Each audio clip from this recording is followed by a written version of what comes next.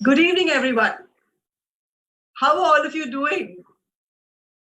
I hope you're all in good cheer and good health, in a good place, wherever you are. It's been quite the year, hasn't it? We've all experienced our share of worry and anxiety, and we've all come to terms with the collective circumstances and have learned to adapt to our personal circumstances. We've all transversed this journey of this very difficult time. And we've been able to do that because we've all kept an open mind. An open mind, it helps you acknowledge the situation. An open mind helps you come to terms with the situation. An open mind, it helps you adapt to the situation. And most importantly, an open mind helps you re-emerge stronger from the situation. All of us have done that. And you know what? I'd like to begin this evening by just putting our hands together for all of us. We've made it with an open mind. What do you say? Wherever you are. All of you out there, our esteemed patrons, I thank you from the bottom of my heart for taking the time out and joining us this evening. I'm Geetika Ganjudhar, your moderator for this session, and I'm delighted as I welcome you all to Open Mind and Knowledge series. Now, this evening, I'm going to be talking to two guests, two awesome humans, and I'm going to be learning from their wonderful journeys, some wonderful things.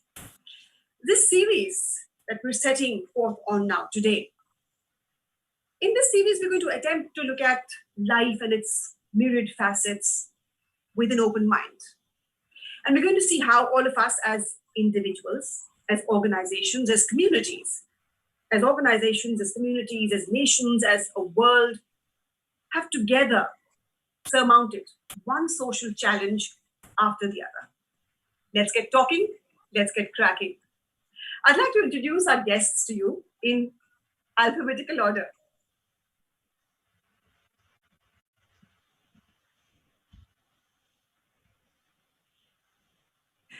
Okay, the guest I'm going to first introduce to you, he's phenomenal, huh? Now, BBC has listed her amongst the world's most influential women. She's been listed at number 6 in the Forbes list of power women. She's received the World Peace Award. She's been honored with the Indian Nari Shakti Award, the highest civilian honor in India. For 25 years of her prime life, she's helped train 20,000 commandos across different forces. And she's done so without monetary compensation and despite bankruptcy, has refused sponsorships, grants, and charity and loans. She's someone who spent the prime of her life in high altitudes, freezing ones, in scorching deserts, in dense forest jungles and tense LOC borders. She's done it all. She's fractured every single bone in her body. She chose to not have her own child, but to adopt one from this beautiful world. She studied immunology from the Harvard Medical School. She studied leadership from Westminster Business School. And she's also been declared runner-up in the Mrs. World Beauty pageant. She's a woman who has played the traditionally so-called male game and has excelled at it. She's truly a wonder woman.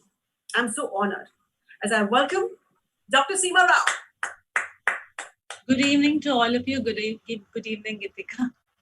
Dr. Seema Rao, I am very happy that I'm going to be talking to you this evening because for me, this is going to be an experience full of learning. Very warm welcome to you. Thank you. Let me tell you one thing. Learning is for both of us. I learn from you, you learn from me. So there's always somebody we can learn from.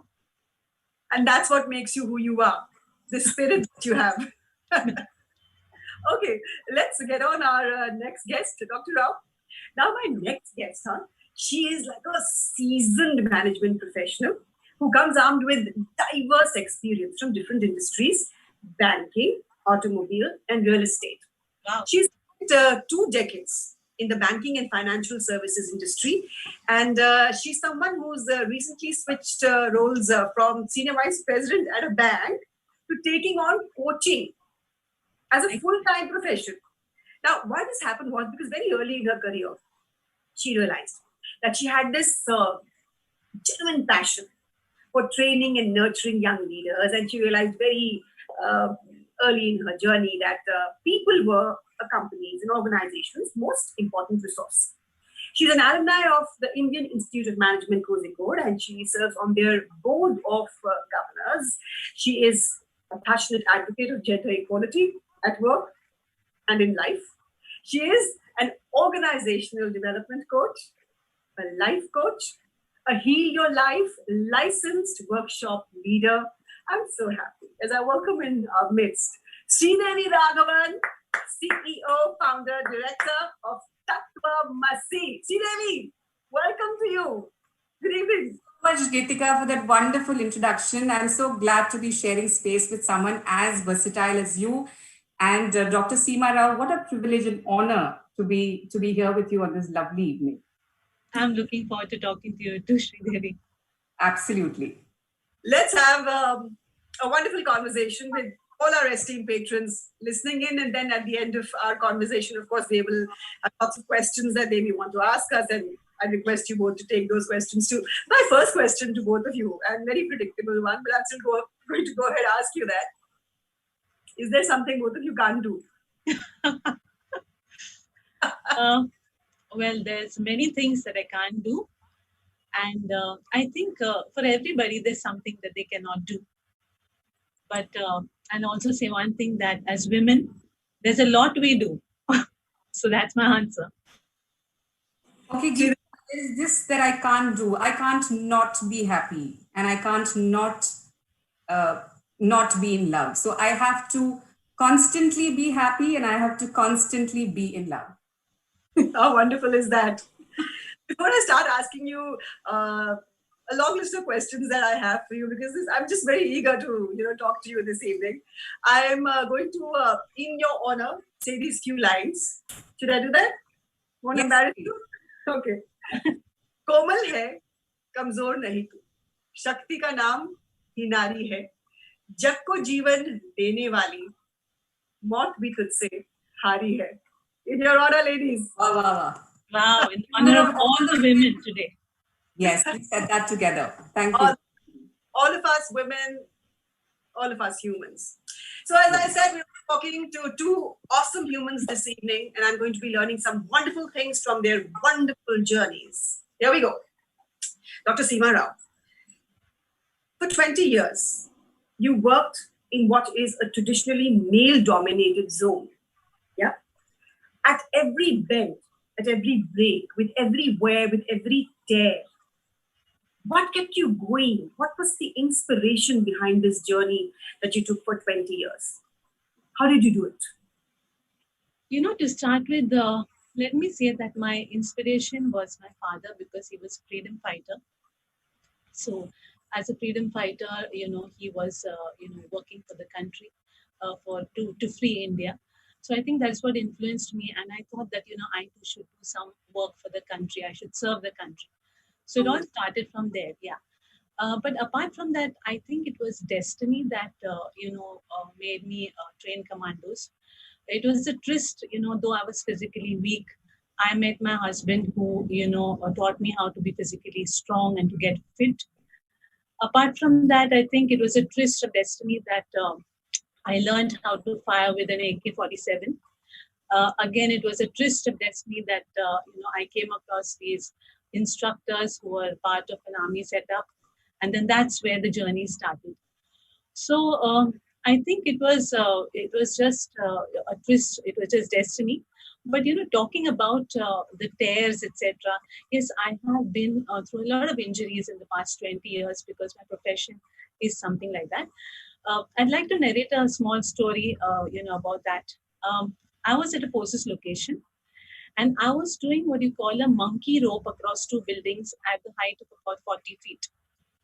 Now, monkey rope is where you hold the rope and you have your legs around the rope. You traverse from one side to the other. So that is what I was doing before the training, before the trainings.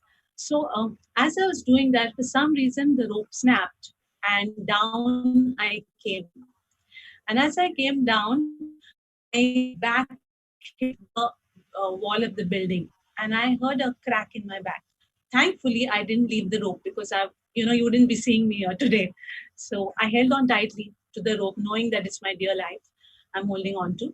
And eventually, there were people who came, rescued me. I was hospitalized. And at that time, I remember during those grueling about 6 months that I was, on the hospital bed, looking at the ceiling, I asked myself, is this something I want to continue doing?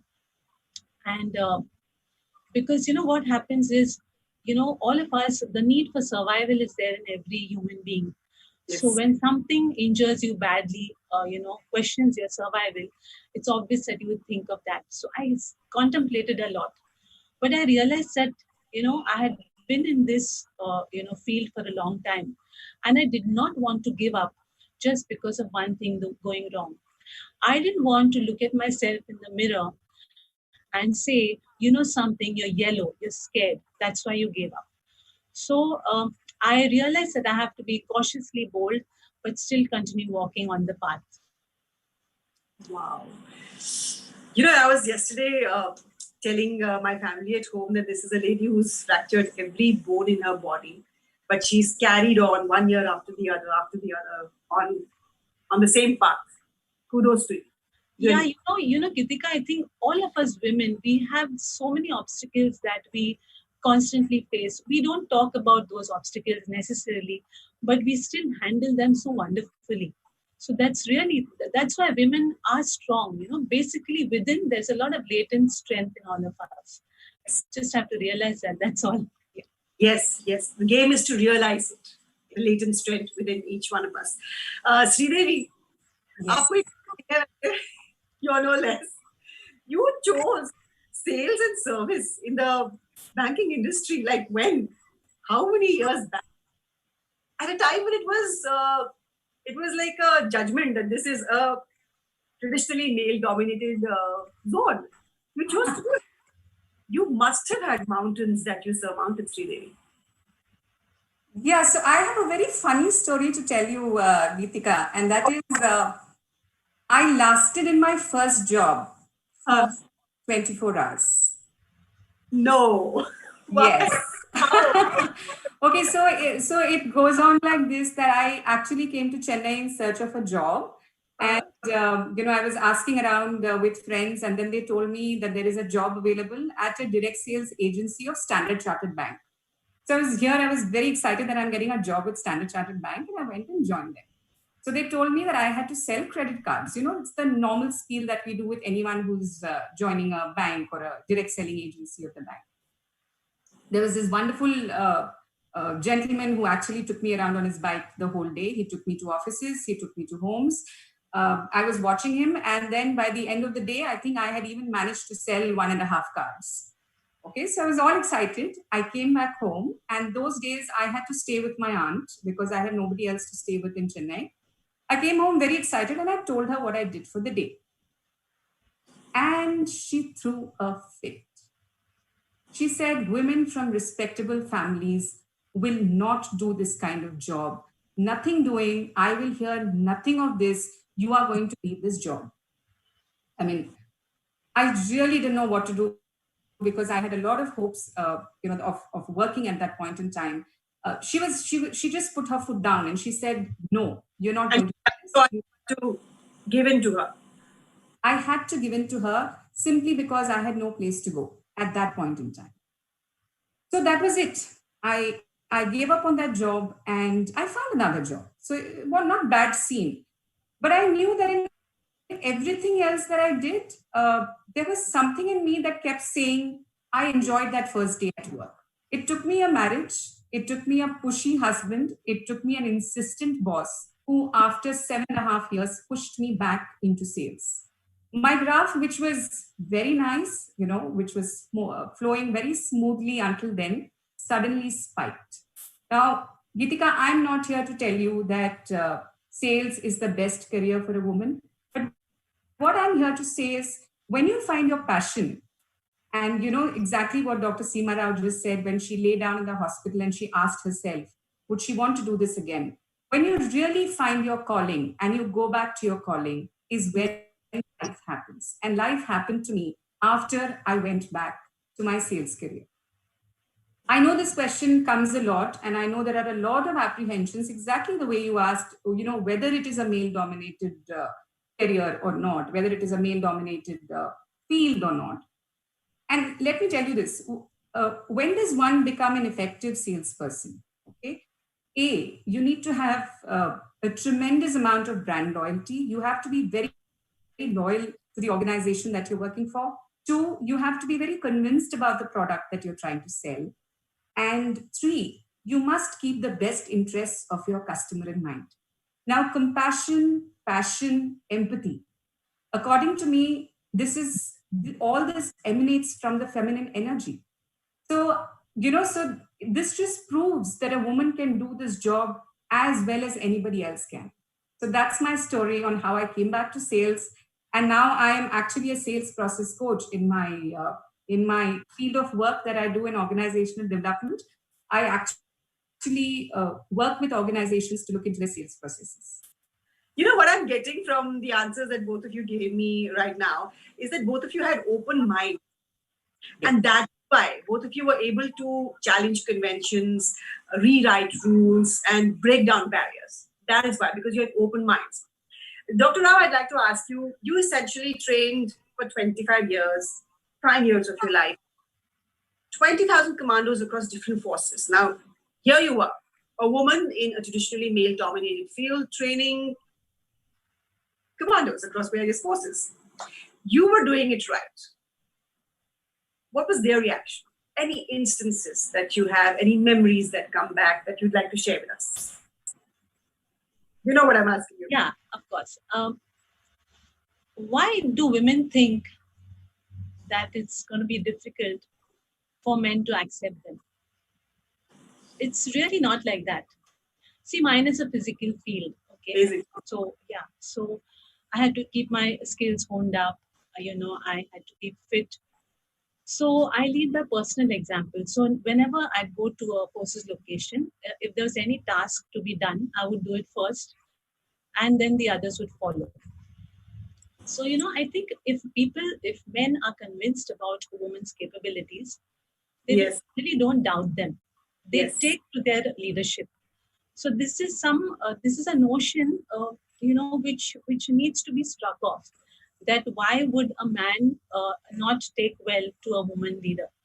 So I really had no problems, because as long as I would prove my capabilities, they would take to me. There would be these times when I would go to forces locations, I would spend many days training them, and at the end of it, or when it's time to say goodbye, I would see them, some would walk up to me, they would salute, they would shake hands with me, and I would see their eyes welled up with tears. And that look is something that I will never forget, because that is true respect and admiration that I had won. And that will stay close to my heart. Dr. Rao, I always say this to everyone in my profession too. I'm a media professional from India's media and entertainment industry. And we also have our barriers that we face as women on stage in front of the camera. And I always say this, that talent is like water. And in your case, capability is like water. It always finds a way. Yeah. They respected you because you were good at what you were doing. And they had no option but to respect you. And that's what happened. I think such a wonderful, wonderful instance you are of someone who just went out there and did her job, irrespective of her gender, and that's what's so good at it. Sreedevi. And one thing, Gitika, if I may cut you, it is kind of natural for men to wonder whether a woman can excel in those areas. I'm talking of my field. So, but that comes with it. But as soon as they were convinced of what I can do, I had bridged the gap. Yes, that was it. You bridged the gap and you sealed the bond. Yeah, absolutely. Both. Sreedevi, you have spent so many years in a zone that is firstly considered traditionally male dominated, and secondly is cutthroat. It's fast paced. How did you mentally prepare and then cope through all these years? Okay, so Geetika, I'm going to say something which is very cliched, but it is very true, and that is pick your battles.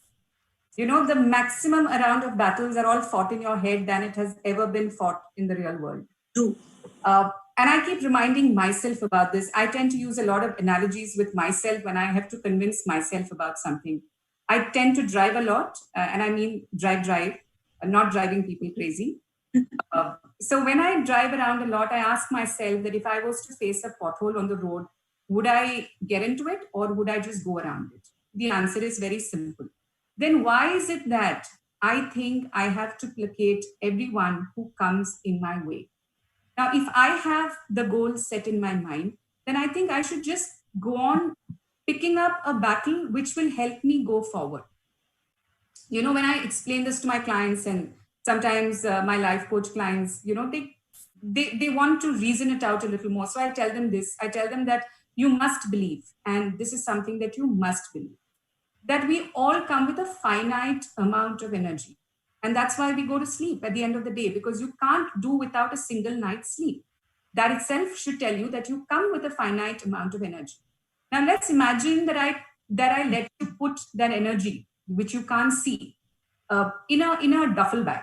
Okay, so I give you a backpack and I tell you that here, you carry your energy around. You can feel it, you can touch it.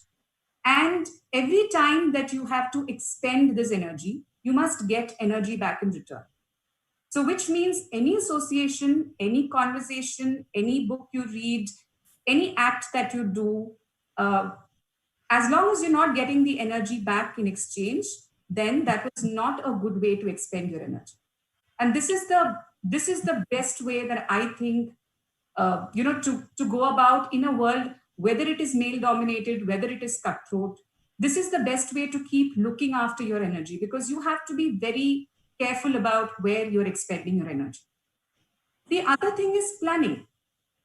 Now, if you know that you have chosen to be in an area of work which is intense, then my question to you is, all of us exercise, we all know different forms of exercise today. So I'm just going to throw some terms here. We tend to do HIIT, which is high intense interval training, versus a low intensity training. Now, let's say you are going to do a low intensity training for the day, which is like just going out for a walk. You wouldn't really prepare yourself for that. You just put on your shoes, wear something easy breezy, and go out for a walk. But let's assume that you were going to go into the gym for a CrossFit session and you knew that it was going to be a very tough day. What will you do? You will have some almonds, you will have a banana, you will drink enough water, you'll even carry water which has got, those step up and things like that. So you've got to plan yourself. This is not about whether the area is cutthroat or not. The fact is, you have chosen to pursue a passion, you have chosen to pursue your career there. Look after yourself. True that. I completely agree. Dr. Rao. Yeah. Traditionally, they say women are weaker than men, though I truly don't believe that. I don't think in this day and age in which we live, it holds true anymore. I think it just depends on the individual. But traditionally, they said that women were weaker than men physically, and mentally, many times they did say that too. You chose to be in a field where it was very important for you to be physically very strong and also mentally very strong. How did you make that journey? Because when you began talking to me this evening, you said you began as someone who was physically weak. Yeah. How did you make that journey to being a body with such a fiery mind and such a fiery spirit? Really? Yeah, so Geetika, what happened is it was a journey, trying to change who I was constitutionally. So I obviously started running. I, got into doing many marathons, 15-kilometer marathons, 20-kilometer marathons. I got my black belt. I trained in combat arts. Apart from that, I also did scuba diving and became a PADI instructor. I did mountaineering and, got a silver medal in rock climbing.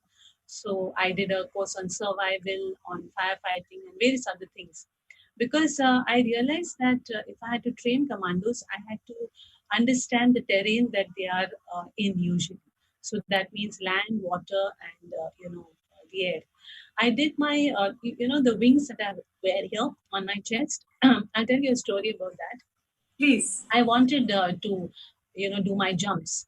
So I went for this course with the Navy. It was an adventure course, and I applied for that. I went there, and I had this fear of heights. I was really very scared of heights. But I went for the course, and I was quite scared to do any of the things. But thankfully, the winds were bad. It rained heavily, and the course just got stalled. It didn't really get completed. So then I, applied to the Air Force. And since I had trained the Air Force commandos, I wrote to the Air Chief and he said, yes, maybe you can do your job. So I went to do a course with them. And after a systematic course, when we went up into the air and I was standing at the edge of the helicopter, and my instructor looked at me and he said, ma'am, are you ready to jump? And I said, yes, I am. And I jumped. And, there was an instant where there was a little bit of fear. But after that, the feeling was absolutely exhilarating because I was up there in the sky looking around. It was such a different world, and I could see what is happening down. It was a very good feeling. It was also a feeling where I felt, I had taken charge of the fear that I had for so long. So yeah, so that is what it's been. It's been an interesting journey, but very very satisfying. There's so many such moments, days that you have. I can't imagine how you did it. I mean, really, I mean, to be physically and mentally so in tune with your maximum strength takes a lot from within a human's body and mind. And, You and you know, yeah, Gitika, I think fear is yeah, I think fear is something that we all feel for different yeah, things. you're But I think fear is only meant towards survival. And the person who learns to channelize the fear in the right direction and conquer the fear, he's the one who really can do anything and everything in the world. And we have so many people who are doing it because I think they are the ones who really know how to handle their fear. Yes, absolutely. Sreedevi, there are lots of women out there who want to work in fields that are traditionally male dominated, and you're one who's done it, and you're an example, an inspiration today. Uh, how do you mentally and physically prepare yourself for a challenge like this?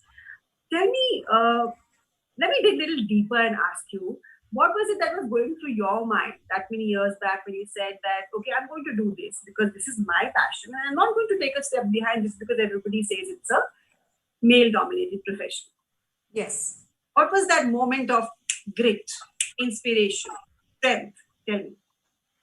So it was not about one moment of inspiration. I think, like I said, when I started learning the ropes and I realized that this is not something which is gender specific, this is something which is process oriented. And that, if one can get it, then anybody can get it. Uh, so I wouldn't say it was one spark that happened to me. I think I kind of went into it gradually and I became convinced about it over a period in time. Okay. Kritika, you were asking me as well as you were asking her about what happens, when men and women are doing the same kind of job and which is traditionally a male-dominated area. If I can dramatize this a bit, there was a time when the bankers went to war, and no prices for guessing. That was the demonetization time. Okay, all of us thought, here we are doing it for the country, and rightly so. And thank you all. Thank you all. Yes, I accept it on behalf of all the bankers in the country. So, at that point in time, I think it is public knowledge. We had no time to prepare. Okay? We had no time to prepare, and we were all doing long hours for at least 60 days continuously. We had no Saturdays and Sundays. We had absolutely no sense of work-life balance. We would go into work at, we would just get out of bed and get to work. And in the night, I had no idea what time I came home. I used to come home by 12:30, 1:30, 2:30. And if for some reason for that day the accounts hadn't reconciled, then you just had to sit there and ensure that you close accounts for the day. Now, that's when I actually saw the beauty of women. And I realized that there was not a single woman, there was not a single family of a woman who came up and said she's sitting there and doing long hours, whether it was a man or a woman. And you also have men as well as women manning the telecounters. They were all sitting there continuously, so many times skipping their meals and doing the job that they ought to do. But here's one more beautiful thing that that we women are capable of doing together, and I've seen this very beautiful quality in women. I think that's what actually makes us more resilient, or at least it's palpable that we are very resilient, and that is we tend to get into communities very quickly. We tend to kind of look for each other for support very quickly. So we had a very informal, exercise group that was going around at that point in time. I am a Pinkathon ambassador, incidentally, and I had a group going for Pinkathon at that time. So there were this, 250 women or something like that who were in the group, and all of us were, going through this phase which was very intense and asking for a lot of energy from ourselves. So I don't know who started it, but someone said, "Hey, let's just give alarms to each other." So we had somebody every hour, someone or the other, giving us water alarms, saying, "Did you drink a glass of water?" There was someone giving us movement alarms, saying, "Get up and walk from the desk." There was someone saying, "If you who has not had their lunch, can I come and sit there and give you a break?" So this is the way that I think women are able to come together, and women are able to add panache to whatever that they do. Wow. I'm going to ask you the next question. It's sort of in flow with what you've been talking about. You had a very intensive career as a banker, and then you've gone into a whole new career, and you're maintaining the intensity of your involvement. Yeah. I've heard. You also nurtured a family alongside, and a lovely, lovely family. Okay. So you've done well in your life in every sphere. How have you managed this balance? And I'm not going to ask you for generic tips, no, because I believe that every woman's journey, when she sets out to achieve work-life balance, is a unique journey. Okay. What's your journey and your learning journey? Any learnings you'd like to share with everyone? Yeah. So this is what I've told myself, Gitika, that I ask myself, what's my constant and what's my variable? Okay. My constant, and every time that I ask myself, and I do a lot of work, with Heal Your Life, and I love the fact that Dr. Seema Rao brought about on fear. I mean, we can go on talking about it, but I won't digress there. I'm going to come back to the family component of it. My constant is my family. I may spend 18 hours away at work, but those are all my variables. That could be because of my career, that could be because of my hobbies, that could be because I'm meeting friends. But at the end of the day, I know that I would love to come back and sleep in my bed. Okay. I have never shifted that goal simply because it is me. And I understand that if somebody else has a constant, which is something else, and it is not family, well, great for you. But remain true to your constant. So here's a very interesting episode that happened with me a few years back. Okay? We were a leadership team. I was part of a leadership team that was going to have a regional review, like any other quarter. Yeah. Now, what must have happened when I look back is someone must have looked up 3 days of holidays coming together, because you obviously didn't want to skip work. You just wanted to make use of the holidays like we always do for leadership retreats. And someone came up with 3 dates. Now, it never occurred to any one of us. And I know for a fact that this was not done willfully. It was for sheer oversight that it was the Navratri time. Oh, yeah. Yeah. Now, you know how Navratri is very festive for some of us. But for some of us, there are also, those small rituals and small puja, whatever that you have to do at home. Now, I have a mother-in-law who's so supportive about my career. But she has just this one ask from me, and that is during Navratri time, she prefers that I am at home because she calls a lot of ladies over, and she likes it that I give the haldi kumkum. Uh, Now, I was at my wits' end. I really didn't know how to go up. And this is where, for the first time, I realized that, I'm in a male dominated world because I didn't know how to go up to my boss and say that. I probably felt a little embarrassed. I thought I was going to be judged. The trappings that come with feelings like this. But somehow I kept asking myself that who are you going to be loyal to your constant or to your variable? And the voice in my head said that I have to stand up for my constant because it is this constant that is keeping me going. So somehow I gathered the energy. I was very sheepish. I went up to my boss and I told him, is there any way you can move the dates around? And by then, much damage was already done because people had to travel, they had booked their tickets, and people were already landing. And okay, so I thought I will tell him that I can excuse myself, but that couldn't have happened because I was handling a very important portfolio and there was a half a day presentation around it.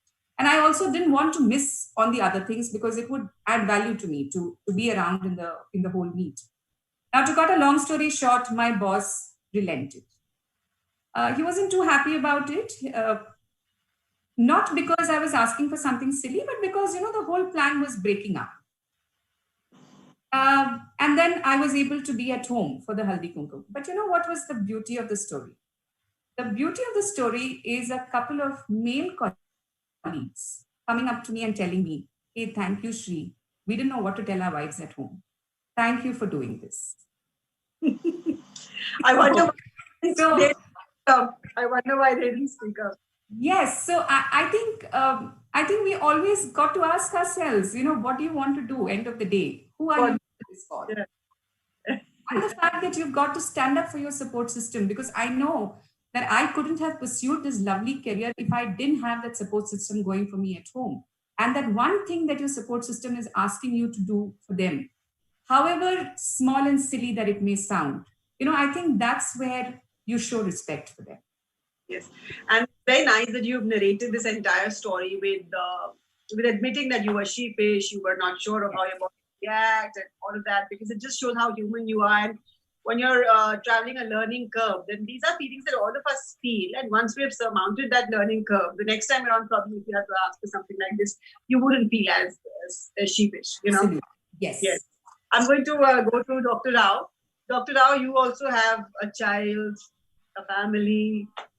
It's not easy. How do you do this balancing dance? Okay. So first, since Sreedevi already spoke about her mother-in-law, that got me thinking about my mother-in-law. So I'll just speak about that first. Yes. The two women in my life whom I was first introduced to was obviously my mother, who did a very good balancing act with, she was a school teacher, so she managed house, the home and work very well. So, you grow up seeing this. In fact, I think countless women are so successfully handling both the, fortex. So, come back to talking about my mother-in-law. I got married very early, and because my husband and I wanted to settle down early, so I got married. And like I mentioned, that I was very interested in all those activities. So while I would go out and for days together, I wouldn't be there. Go to different places, finish with learning the different activities, and come back. My mother-in-law had an ideology issue with that. So she wouldn't really like what I was doing. She wanted me to be at home, take care of the family, have kids and take care of the in-laws and all that, which is understandable for her. I don't say anything about that, but for me it was something different. So one day she said that this is it. I think you all better leave the house, go and live somewhere else and do what you all want to do. So I had a supportive partner, so we left the house. It was a few months, and then probably she pined for her son and for me too. And then we got back together and we started living together. But I think slowly she began to understand, what I wanted. Let me tell you that, she was a wonderful friend. saw the genuinity of your passion. So yes, yes.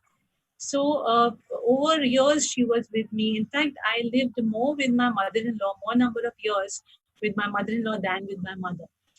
And towards the end, when she got old, she had cardiac disease, she had heart disease, and her heart was failing. And there was at that time this prime assignment that was there, which Deepak and I, we had to go for that. But my mother-in-law was very ill. So I told my husband, though it was a very good assignment, I said, "You go for it. I'll be here and take care of her." And she was with me, and I spent a lot of time talking to her, being close to her, taking care of her. And she died in my on my lap. And there's one thing that she said to me, which really touched me, and that was when it was the last few days. She said, "If there ever is another life, I would like you to be born as my daughter." Wow. So I think, so I think that stayed with me, and so that was one relation which I think women, if they understand each other, it's so beautiful because they can see each other's joys, sorrows, everything. Um, Talking about women and their children handling their kids, I would like to say that as a mother, it's very important to understand that you need to bridge the generation gap between you and your child, because you are in a different generation and your child is in a different generation. They want to have fun, they want to spend money or have fun, not necessarily study. They want, their career options are different. So you need to understand that and not really force your opinions on them. You need to guide them, at the same time, not to dominate their decisions. And I think when that happens, you can be your child's best friend, and that is, your child should be comfortable telling you everything that there is. So that's what it is.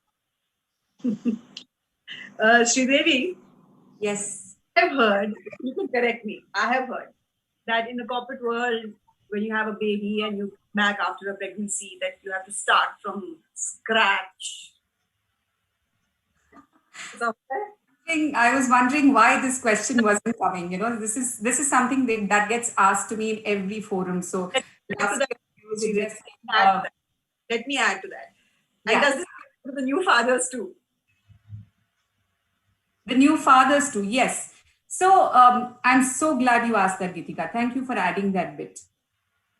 So here's the thing. I disagree with that sentiment.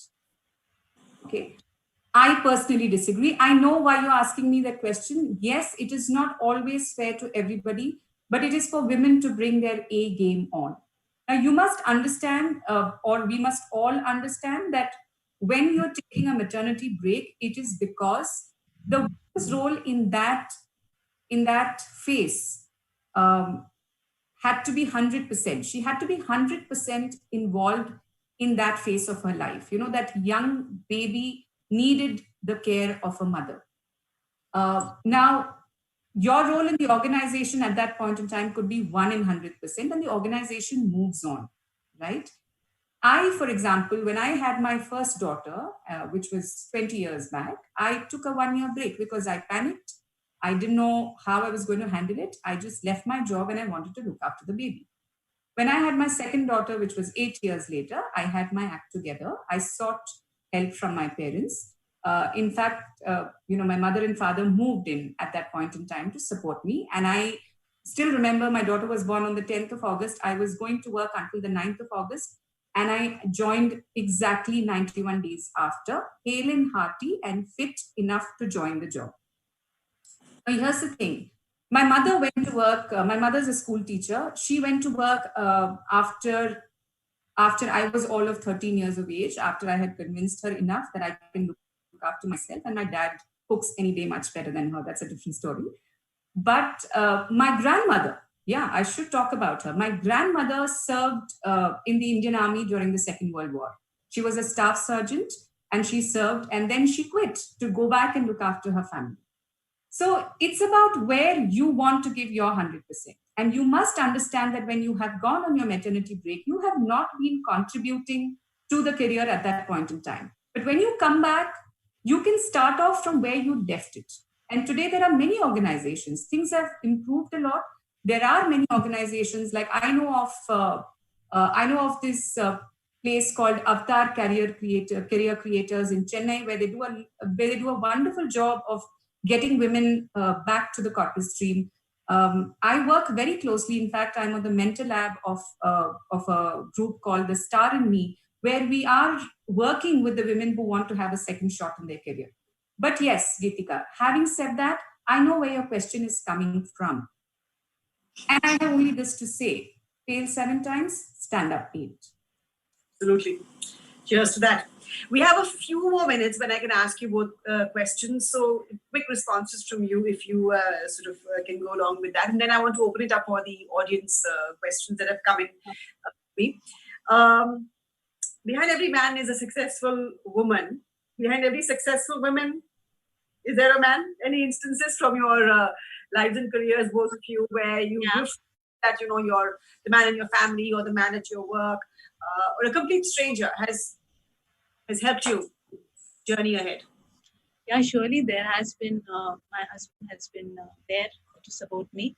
I like to say, beside every successful man, there's a woman, and beside every successful woman, there's a man.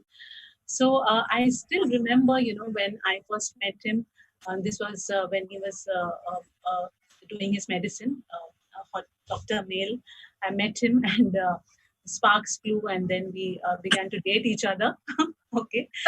And one day we were walking by the beach by Chowpatty, and we were sitting there watching the waves. And I casually asked him, I said, "What is your attitude to winning, to victory?"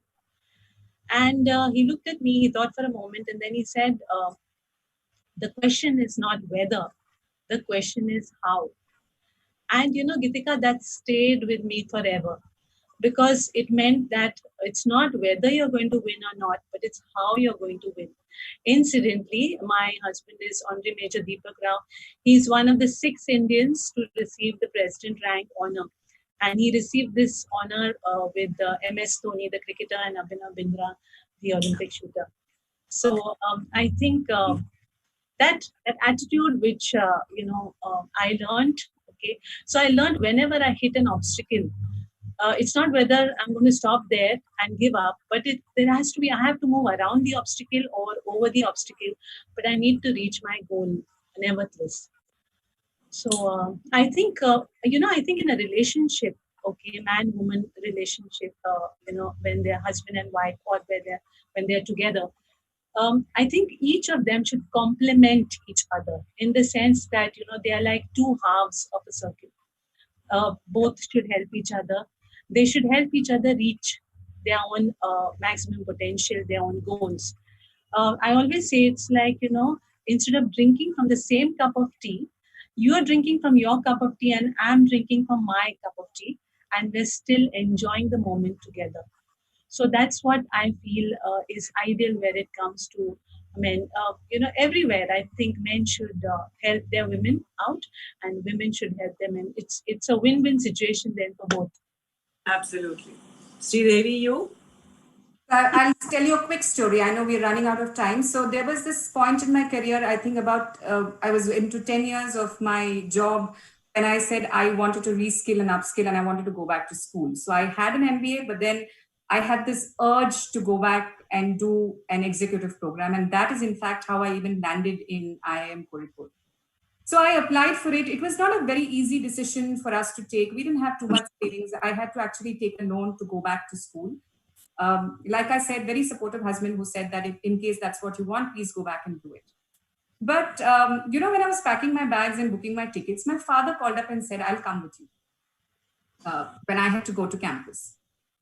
I'm somebody who has traveled all through my life from very early stages. So I was a little surprised. I said, "Why do you want to come?" And then I thought, because it is Kerala and we are Malayalis, I thought, maybe he wants to come.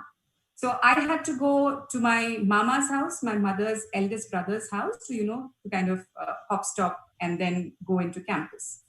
So we go there, and then both my uncle and my father, they insist that they're going to come to drop me off at the campus. Now, by now, I was beginning to get a little embarrassed about their behavior. But then, slightly older. They didn't want to offend anybody. I said, should have just enjoyed it. They insisted on taking me and everything. So then we went, and the campus has got a huge flight of stairs, So here these two men, they walk up the flight of stairs, and each of them is standing up to get a breath for themselves. And I do the registration formalities, and then I'm looking at it and saying, okay, bye. And they're not going. And then I'm like, I have to go to class. And they're like, okay. And then I started walking into the class. I started walking into the classroom with everyone looking at me. And at some point, I had to turn back and tell them in so many words, thank you, bye. But, Ritika, Something sweet. Yeah. I think about those two 70-year-old men standing up for their daughter, who was a grown woman, all of 35 years, just to encourage her itch of wanting to go back to school, stayed with me. And this is something my husband and I would tell our daughters all the time, that no matter where you are in life, what you do, no matter where we are and how we are, we got your back. And have you dropped them to a college or something? Sorry? Have you come to that stage where you have dropped them to a college or something? No, I don't. But then all that I want to tell them is I got your back. But I know that there is a... Yeah. They won't allow you to do so. Okay. Yeah. I'm going to some fun questions here, and then I have loads of questions that have come to me, which I want to ask at least a few. So both of you go at it whenever you get the spark of an answer. Just complete these sentences for me, okay? The new normal is? The mask. Bartan jhadu pocha. For both genders. India. Absolutely, yeah. India is? A future superpower. Sreedevi, you? I said India is beautiful. Beautiful, okay. Gender equality is? दो और दो होता है पांच. Okay. Gender equality, sorry, I'm going to give you a serious answer, yet to become a reality. Okay. Banking is? Digital. Trading commandos is? Interesting, my life. Okay. Rapid fire coming your way, just make your choices. Money or appreciation? Appreciation. Please appreciate me for the fact that I love money. No problem. I'm happy that you're being honest, and I kind of go with you with the same answer. Okay. Money or appreciation done vada pav or noodles? Vada pav. Vada pav. Make it. Events physical or events virtual? Physical. Virtual. Okay. Films or web series? Films. Web series. Mithali Raj or Virat Kohli? I'd say Virat Raj. Pankaj? Both? Raj. Sreedevi, you? Okay, I'm trying not to answer because I don't understand cricket. So I would typically walk to the next room, put on Ding Chak Bollywood music and dance to it. Achha, ask me Virat Raj or Mithali, Virat Kohli or Mithali Raj. Yeah, what's your answer? Yeah, ask me. Ask me. Mithali Raj or Virat Kohli? There is Virat Kohli, yes. The year or the year 2021? 2020 because I believe in living in the present. Okay. 20 because I'm a life coach and I tell people to live in the present. Okay. Good. Answer 2021. And with that, I'm going to take the audience questions coming your way. Here we go. We have a question for you, Sreedevi, from Saibal Ghosh from West Bengal. First of all, thank you for watching, and we're delighted that you could join us. He's asking, how to be mentally and physically fit to cope with the target pressure? Okay, so to become physically fit, you have to become mentally fit. Saibal Ghosh, thank you for asking me that question. And the second is, if you can break your target down, not into what you have to deliver, but into why you have to deliver. So if you can tell yourself that you have a big picture, you want to come up in your career, and for you to come up in your career, these are the stages that you have to cross, then the targets would actually disappear and a path would appear before you. Okay. The next question is by Sudipta Ghosh from Sikkim. Such a beautiful place. And thank you for joining us and staying with us till the very end. This is for Dr. Seema. Yeah. Dr. Rao, how can we make our fear our positive energy? Is it possible? Yeah, the thing is that, like I mentioned, that fear is meant for survival. So it's actually meant to help you survive. And the knowledge of this should help you, because you need to channelize your fear, not to put you down, to subdue you, but you need to channelize it to overcome whatever it is that you're getting scared of. So let fear be your friend, let it be there, but go ahead and do what you have to do, having that fear there to just caution you at the right time. Okay. Ritika, can I just answer that question with one thing that I want? What did you say the name is? Mr. Ghosh, I heard that. Sudipta Ghosh. Sudipta Ghosh. So Sudipta, please Google up, in addition to what Dr. Seema has so beautifully explained, please Google up on the internet, vitality modes and attitude scale. Just Google this, you will get an image, and that image will tell you that when you're operating from the zone of fear, how low is your vibration, and when you start operating from the zone of appreciation and self-love, how higher your vibration goes, and then things become very easy for you to achieve. सही जवाब, इस जवाब को हम lock किए करेंगे. Pooja Reddy from Tamil Nadu. You're both in very high stress jobs, and of course this is a very high stress time for Indians all over and for everyone across the globe actually. How do you remind yourself to make time to be happy? Make time? Thank you for talking about the pandemic and how we're handling our time right now. She's saying it's a high stress time for everybody all over, especially Indians. So during this time, how are you reminding yourself to keep, it's important to be happy? Or simply, how do you keep happy? Yeah, so the first thing that I would like to say is that, if you're at home, then you need to occupy your time, probably get fitter, lose weight if you need to do that. And you need to spend some quality time with your family at home, bond with them. If you're working from home, then you need to demarcate time for work hours as well as for time with your family. So demarcate those hours, and when it's time to spend, with your family, don't sit looking at your emails and your messages, etc. And make the best of this time, because this is time when you have for yourself. So just go ahead and do what you want to do. I would tell her that first of all, tell yourself that you deserve to be happy. You are okay telling yourself that you need to be happy. And women, again, this is a little cliched, but this is very true, that we women think that, getting into our own space to make ourselves happy is selfishness. It is not selfishness. There is another word for it today called self-fullness. And only if you are happy and full, can you then go back and cater to the needs of your family or your work or even yourself? Yeah, exactly. That's precisely, that's what I would like to second, that one is happy when he is happy with himself to start with. So if you're happy with the way you are doing things, with the way you look, with the way you are, then I think that's right, inside you. So yeah, that's well. Sreedevi and you both spoke about how when you're at home, you must eat well and try and lose weight. So I am not happy with myself. I'm just overeating. And instead of losing weight, I'm adding on all the weight. So Pooja Reddy from Tamil Nadu, I hope you got your answer there.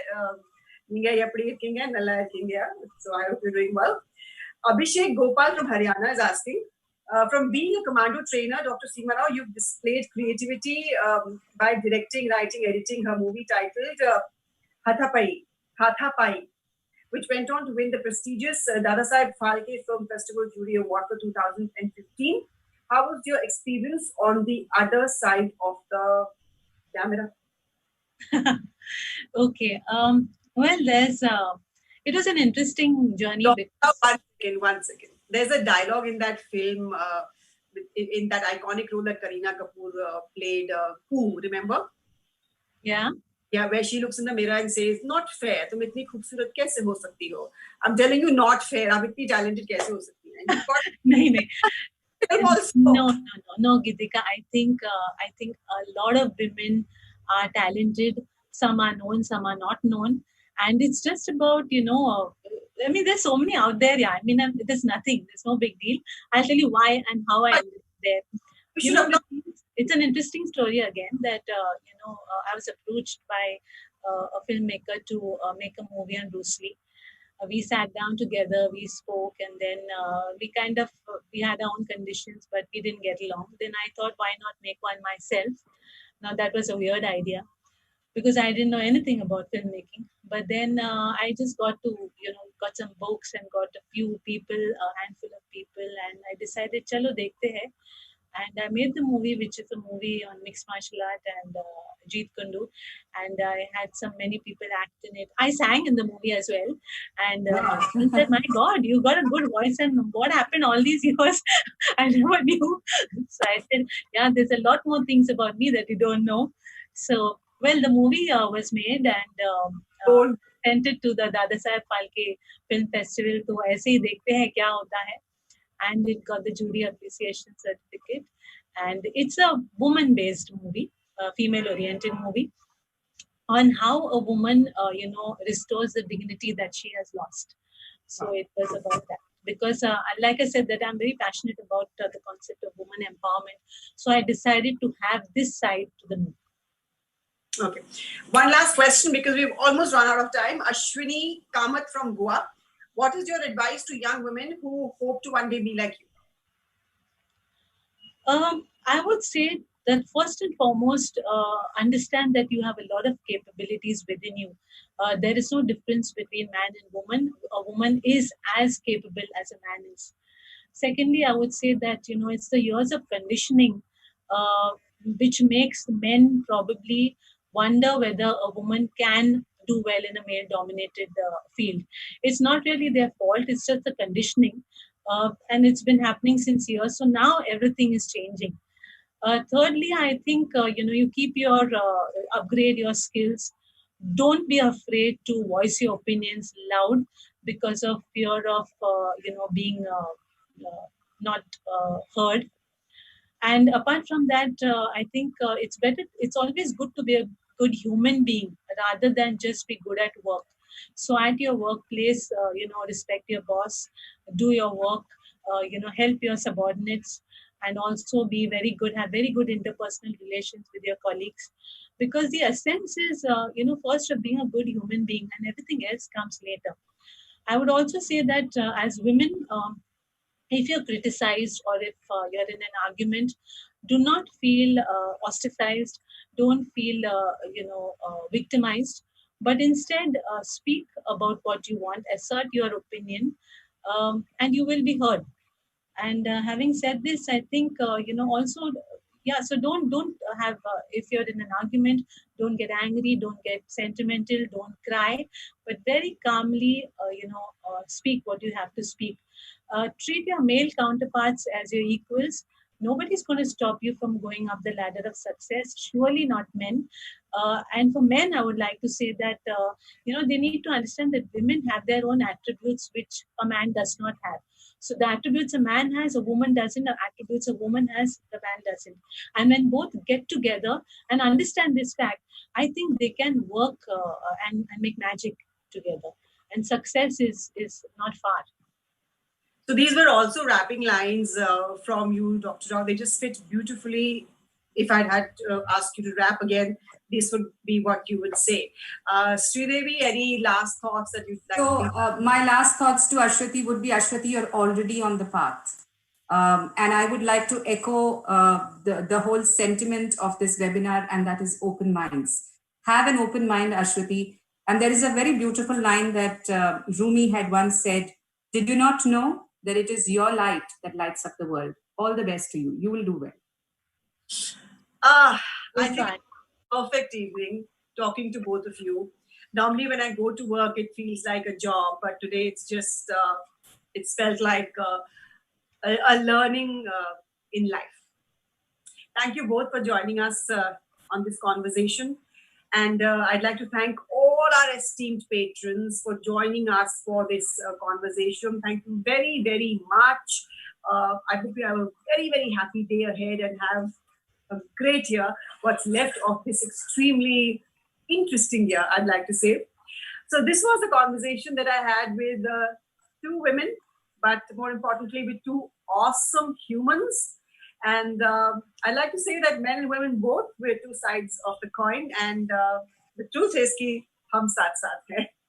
So I leave you with those little thoughts there. Stay happy, stay safe, and stay strong. Thank you both once again, and thank you everybody for watching. Namaskar and Jai Hind. Thank you.